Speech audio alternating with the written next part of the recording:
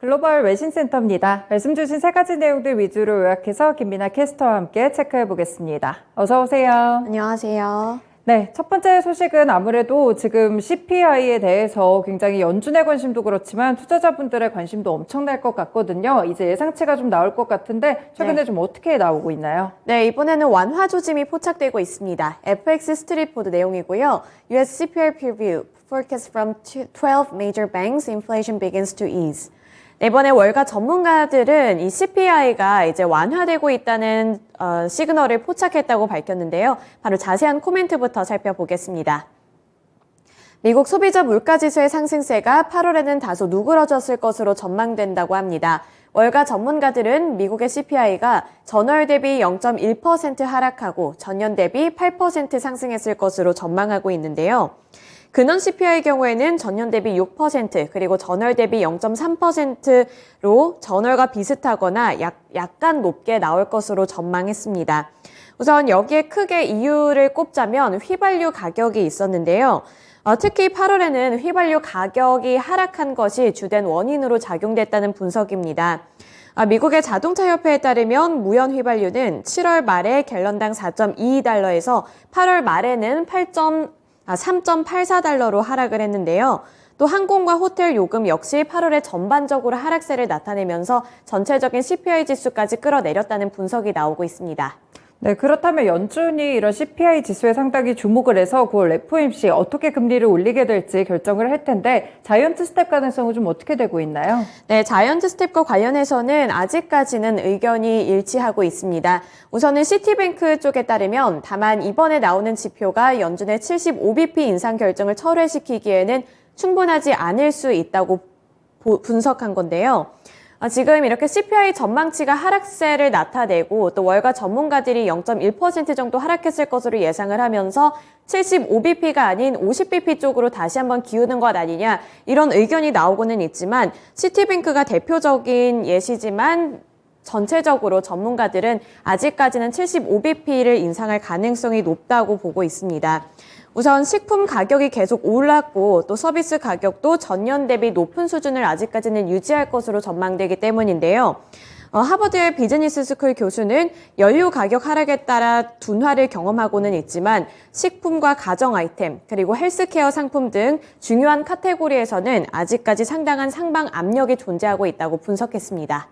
네, 연준이 쉽사리 좀 금리 인상 속도를 크게 조절할 것 같지는 않아 보입니다. 아직까지는 이런 글로벌 IB들의 시선이 이렇게 나오고 있는데 과연 CPI 발표 이후에는 어떻게 변화하게 될지 또 계속해서 체크를 좀 해드리겠습니다. 다음 소식 넘어가 볼게요. 네, 그 다음에는 이 연준 측에서 인플레이션을 좀 낮추기 위해서는 좀 어려울 것 같다 이런 시그널을 제니 옐런 재무장관이 좀 내놨던 것 같은데 어떤 내용이죠? 네, 마켓 인사이더 보도 내용이고요. Yellen says the Fed will need good luck and great skill if it's going to pull off a soft landing for the US economy. 네, 이번에 제닛 옐런 재무장관도 앞서 살펴봤다시피 아직까지는 인플레이션을 잡기에는 불충분하다 이런 입장을 고수하고 있는 분위기인데요. 바로 자세한 멘트부터 살펴보시죠. 제닛 옐런 미국 재무부 장관은 연준이 인플레이션을 낮추기 위해서는 대단한 실력과 운이 따라야 한다고 말했습니다. 또 인플레이션과의 전쟁이 경제 성장 둔화를 가져와서 침체 발생 위험까지도 남아있다고 말했는데요. 옐런 장관은 현지 시간 12일 CNN에 출연을 해서 올겨울 유럽이 러시아산 원유 구매를 중단할 경우에는 에너지 가격이 더 치솟을 수 있다는 점을 들었습니다. 따라서 유가 상승 위험이 여전히 남아있다고 분석을 한 건데요. 그렇기 때문에 인플레이션을 잡기에는 아직까지는 역부족이다 이렇게 평가를 한 겁니다. 또 인플레이션과의 전쟁 때문에 경제 성장 둔화가 야기가 될 수 있고 이렇게 될 경우에는 침체 발생 위험까지도 남아있다고 본 건데요. 옐런 장관은 이번에 금리 인상이 침체를 부를 수 있다는 우려와 관련해서는 침체에 대한 우려가 남아있다고 인정을 했습니다. 따라서 연준은 인플레이션을 낮추고 또 노동시장의 강도를 유지하는 연착륙을 달성하기 위해서는 대단한 실력과 함께 운이 함께 따라줘야 할 것이라고 말했습니다. 네, 이런 재무장관의 코멘트까지 있었다는 점 좀 확인을 해보시면서요. 이렇게 연준이 어떤 정책을 꾀하게 될지 추가적으로 분석을 좀 더 도와드리겠습니다. 네, 다음 소식 넘어가 볼게요. 미국 정부랑 그리고 중국, 이 미국과 중국이 서로 좀 패권 싸움을 계속해서 지속하고 있는 모습인데, 뭐 반도체나 뭐 전기차 이런 분야에선 잘 알고 있고, 바이오 쪽에서도 이쪽이 좀 벌어지고 있다고요? 네, 그렇습니다. 워싱턴 포스트 보도 내용이고요. China competition spurs Biden push for domestic biotech subsidies. 네, 이번에 중국과 미국 측에서는 이 경쟁이 더 심화되고 있는 분위기인데 앞서 말씀해 주셨던 것처럼 바이오 쪽에서도 이 경쟁이 심화되고 있습니다. 코멘트부터 살펴보시죠.